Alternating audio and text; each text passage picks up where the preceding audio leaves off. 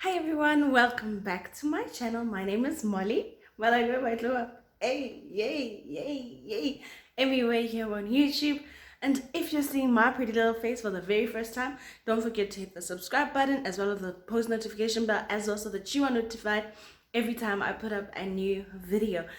Hi, and to all my ride or dies and the people that have been with me since day one. Hi, we're all grown up now. Yes, can't you believe it?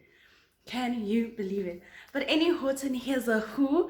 How's everybody been? In today's video, I'm going to be giving you guys a little bit of an insight as to how my birth story went. Yes, I'm no longer pregnant. As you can see, I still have a little bit of the weight on my face, but my whole body, honey, that water weight is gone. It done left. But I'll tell you guys, I'll do a video on my postpartum in a little bit. But if you want to hear more about how I gave birth and everything that happened, stay tuned.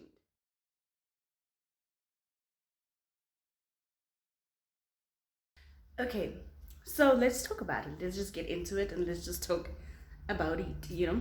So on when I was 36 weeks, I'd had my last OBGYN appointment.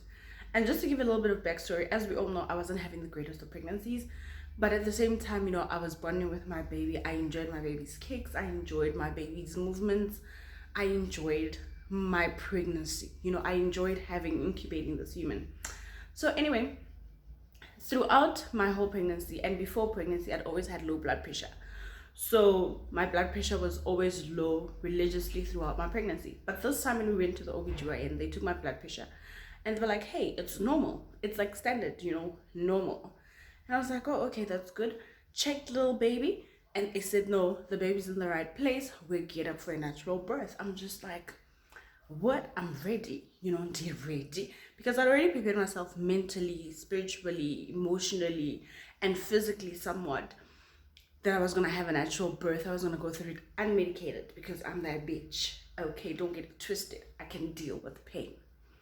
Anyway, cool. That was 36 weeks. So now we go through 36 weeks, we get to 37 weeks. Won't lie, like my feet were like big. My legs were big, my thighs were big, my face was big, my arms were swollen. Just to give you a little bit of insight, on a day-to-day basis, like my normal self, I range from a 60 to a 65 kgs, right? To tell you the truth, the last time at 36 weeks, I was on 97.7 kgs. And that was all water weight. Everything was just water weight because the minute the water started coming out of me, and you'll feel it, but I'll tell you all of this in the postpartum video. I lost it all, Snapback not there. Don't get your hopes up that my snapback is like, it's not there yet, but so fine. 37 weeks, I filmed the video, the second trimester wrap up and the third trimester wrap up, and I was swollen. In those videos, I was hella swollen. But the key thing was my face would be swollen in the morning and it will swell down gradually throughout the day. Okay, the 19th of April, we were at home. It was me, babe, my mom, my sister, my little brother. It was a bride. We were having a good time. So my mom decided to call my aunt just to find out if everything was fine. Call my aunt. My aunt is an OBGYN, by the way. And she was like, oh yeah, no, you could be in labor. Your body does not know because it's the first time it's going through it, which it is. And have you checked your blood pressure? We're like, yeah, my blood pressure is normal. We check it all the time. She's like, yeah, no, the way you look so tired, because we've recalled, the way you look so tired, you might just go into labor in a day or so. We're like, okay. Plus, let me tell you all the truth. I'd already called my doctor because I was ready to get induced, because I was just like, by the time when I hit 38, when I go for that appointment, I'm going to be like, please schedule me for an induction because I cannot. Fine. Ate a lot there, I was eating a lot that day. Chips, fried meat, sweets, everything. I was just eating. So the 20th of April, morning we wake up, I'm swollen. It's religious, it's normal, we understand, it's what I always go through. But the day progressed and I wasn't swelling down at all. Like I was not swelling, my eyes were like, everything, my lips were like humongous, which I miss my huge lips, but that's okay. It was all that. Then I was like, no, babe, something's not right. You know, we're in bed like it was, because it was already quarantine, was locked down. I was like, no, babe, I'm not okay. Like, I don't feel okay. And he's like, what do you want me to do? And I'm like, I don't know, but I'm not okay. Let's call the doctor. Call the doctor because I was supposed to have an appointment at 39 weeks. My bad. At 39 weeks, because we'd last seen him at 37 weeks. Ugh, it just gets complicated. Let's just roll. Call him. I'm like, hey, what's up? Yo, I don't feel myself. What is going on? And I'm talking to the receptionist at this point. She's like, no, but you're scheduled for an appointment. No, it was at 37 weeks. It was the Friday. And I was like, yep, I don't feel okay. What can I do? And she's like, no, we can schedule you to come in and everything. But then me and Bae were like, no, this is just all so costly, constantly going. Let's just go when I know like 38 weeks. I can be like, please induce me, because then the baby is full term. Okay, cool. But then I was like, I'm not getting any better as the day progressed. My sister used to work in a medical practice, right? So I was like, listen, do you know anybody that can come and take my blood pressure? As Bae was also calling his doctor friend as well, but he didn't have the thing, so my sister's friend did. And the gentleman came to the house, took my blood pressure, and my blood pressure was high as a motherfucker. Okay, diabetes was high. And I was like, oh my gosh, what can we do? And he was like, you know, according to me, you know, because you're pregnant and you're this far along, you must go to the hospital immediately. That's my personal opinion. And I'm just like, what you mean? And you know, but I knew, and I was like, okay, no. He monitored the blood pressure for like 45 minutes. I would say a good 45 minutes. The blood pressure was being monitored, and it was still high. It wasn't going down. And then we were like, okay, no, you know what? Let's just go to the hospital. We have everything packed. We are prepared. Let's just do it. We went and we got to the hospital. Now remember, this is lockdown. When we get to the hospital in the car, it was me, my mom, it was me, my sister, and Bae. So when we got to the hospital, they're like, no, only the pregnant lady and the baby's father can go in. So okay, my sister had to wait because my mom was anyway going to meet us at the hospital. So we went in. When we go in, I get there and I tell the nurse, I'm like, hey, these are the readings. This is what I got. And I was advised to come to the hospital. She's like, oh, don't relax. I'm going to kill you. Chill back, relax. You know, I think she was just trying to make me calmer. Who's your doctor? I gave her my doctor's details, called my doctor. And luckily, my doctor was like, no, he can come and check. So yeah, he came. They were still monitoring my blood pressure. The baby's heart rate and everything was perfect. My little human being was like comfortable in there, you know, just chilling, just like relaxed, just like I'm here for the long haul. If I can, I'm gonna come out the last day, you know. So then we are going through, like, they're still monitoring my blood pressure. It's still high. My doctor comes in, which I enjoy my doctor. My doctor's an interesting person. He comes in, he's like, my dear, we have to do an emergency C-section. With the way your blood pressure is, the only way to get it to lower is to take out the root of the problem, the reason for the blood pressure, and that is the pregnancy. And I was just like, what do you mean? You know, I was like, but at that time I was brave. Like, I was just like, okay, he's like, we're gonna do an emergency C-section. I'd been there from 2, and he was like, in 30 minutes we're doing it. And I was, you know. And then, okay, obviously they had to go sort out a couple of things, admissions and everything else like that, even though we'd already booked a bed. Okay, cool. We're just lying there. Call my mom, and I tell my mom, like, yo, emergency C-section. My mom panics. Doesn't panic, but my mom is like, okay, you're gonna be okay. Do you need me to come up? Must me and Bae swap? You know, it's the first time you're going through this. I'm like, no, it's fine. I'll go through it with him, because anyway, he's the only person that I can show my truest, my most vulnerable moments with him. Other than most people, he's the one person I can cry in front of and just be like a baby. So, fine, we chill. I think I went into theater at 5:30. They were prepping me from 5:30. Yeah, prepped. And they had to take my blood pressure to see if I can be viable to do an epidural, or else they were going to put me under, you know, which is worse, because if I go under, baby goes under, and my boobs are leaking. Yeah, I can feel it. So if there's a cutaway, please note that my baby woke up and was crying and I needed to go breastfeed. So cool. I get prepped, and luckily I could do the epidural. I got the epidural, which I was scared about because even before when I thought I was going to do a natural birth, I was not going to do an epidural. I was going to go fully unmedicated. So fine. They're prepping me, and then Bay comes. They're like, okay, listen, we're gonna go. No, before they do the epidural, they're like, okay, Bay, you can sit over there. We'll come get you after she's done and prepped, and the process goes on. Cool. They gave us a moment, and that's when I cried because I was nervous. And he was like, no, don't worry, it's gonna be fine. Everything's gonna. The thing with my boyfriend that I love the most, he can calm me in my most like dramatic state, in my most emotional state. He can like calm me like a lot. So okay, we go in, and then they do the epidural. I go numb, and I'm just like, okay, cool. I'm lying back. They put the green thing over, and then Bay comes in. Then he's standing by my head, and I'm looking at him, and I'm crying.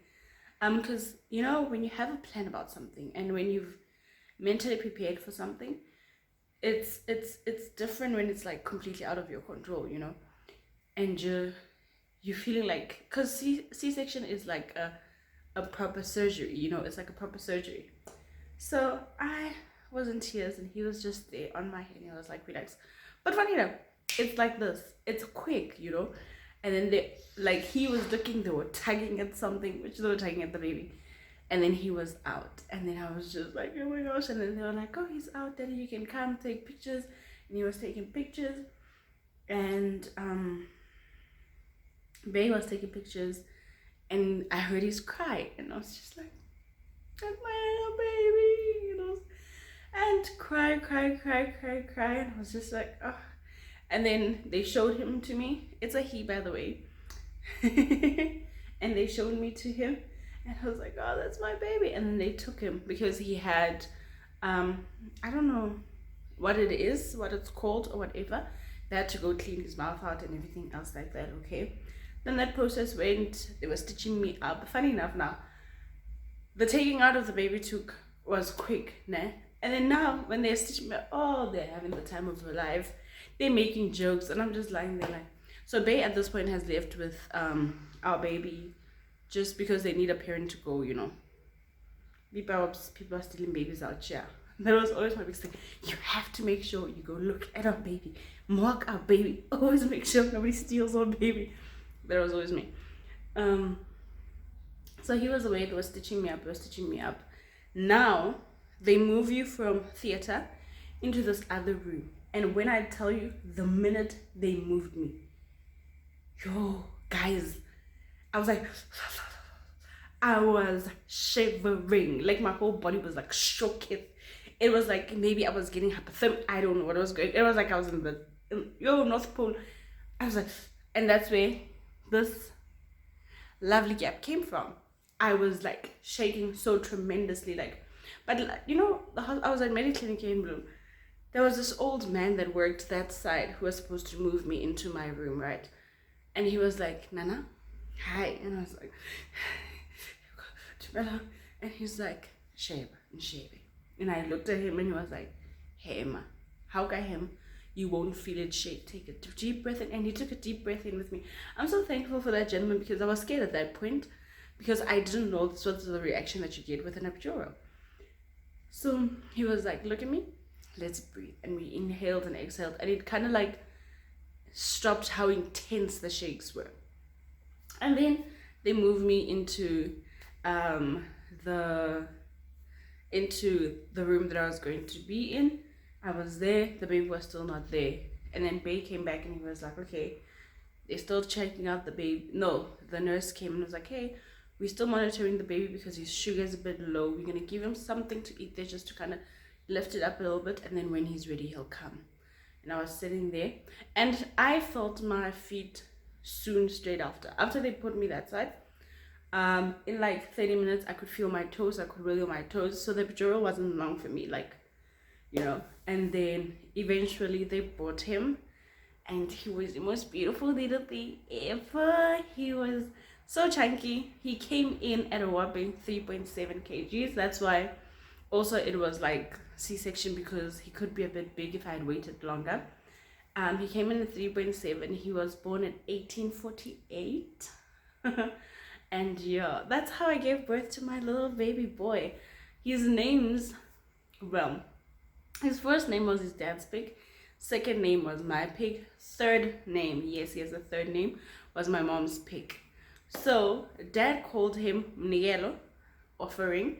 He has always loved that name. Honey, I don't fought it because I feel like it makes my child sound old. I fought and I fought and I fought, but Mnigelo is his first name because he's his daddy's baby boy. And wow, they are like, you know, I'm just here, I'm just a cow, but that's okay. And then for me, how the name came up was during my pregnancy when me and Bay had a bit of a shift. This name came to me as I was singing and everything else like that. His name is Genesis. His second name is Genesis. He is my beginning. He is me and daddy's beginning because we're moving into a new dimension into our relationship. So, and he's the one that's teaching us this whole being in a relationship and raising a child. So he is Genesis. And then my mom, the story with my mom. Technically, my mom was not going to have a name. But I felt like because she was so supportive throughout my pregnancy and she has named her first grandchild, which is my firstborn, as everybody knows, even though like Nigela is my firstborn. But you know, she gave him the name Oratilwe. I was like, okay, you can name our child. And that's where she came up with Atandwa first. And I was like, no, it's too similar to Oratilwe, it's just a translation. And I was like, no. And then she went back and she was like, Oratilwe is my prince and this one shall be my king. And that's why his third name is Hosi. Yeah, and yes, he does have a white name, but it's not like it's a white name. Like, it's not like it's a slavery name. You know. So yeah, my baby's names are Mnigelo Genesis Zigana. Wait, that's his surname. Mnigelo Genesis Hosi Zigana. That's him in totality. And yeah, in case you're wondering, I won't be sharing him on YouTube as of yet. I've put it up only on my WhatsApp and on my Facebook for a short span of time, and it was by mistake and I had to go and delete it. Me and Bay have agreed that we're going to keep him off of social media for a little bit so that his face can come into himself. He's cute, don't get me twisted. Like, me and Bay together, I'll put up pictures. We were meant to create perfection. I'm not going to put up pictures of him, relax, it's just me and Bay. But yeah, we're not going to be sharing him for a little bit. But if you follow me on my social media, I give you updates on how he's doing and what's going on. And yeah, that was my birth story. So that was how I gave birth to my little baby boy, Genesis. My nephew. Genesis Waka.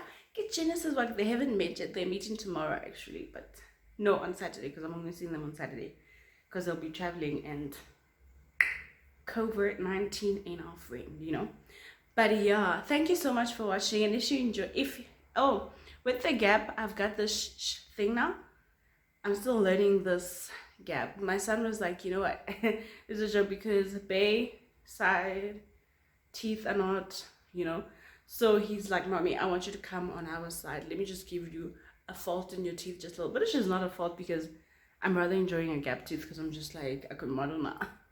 Anyway, if you enjoyed this video, don't forget to give it a thumbs up. If you liked this subscribe to the channel. It's gonna be a lot of baby content because I enjoy watching baby content. If you don't, it's okay. Makeup will come up again, vlogs will come up again, and everything else like that. I'm gonna do a postpartum soon enough, and then I'll also do like a breastfeeding process so that everybody's aware. Breastfeeding is not the most easiest of things and all of that. But yeah, I hope you guys enjoyed, and don't forget that makeup is not key to your beauty. It's merely glitter on a Mona Lisa.